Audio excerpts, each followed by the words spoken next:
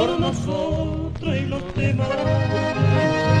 Madre querida, no te vayas nunca, te necesitamos hoy más que nunca.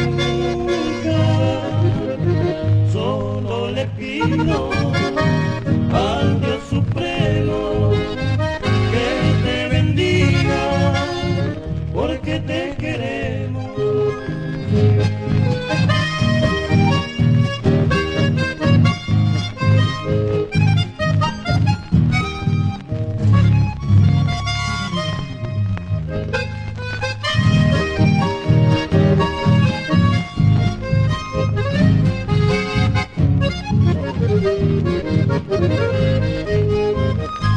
Madre, hoy tus canas son sagradas por todos tus sufrimientos, por nosotros y los demás.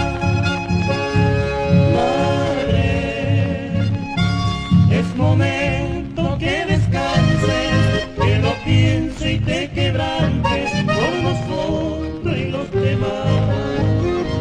Madre querida, no te vayas nunca, te necesitamos hoy más que nunca. Solo le pido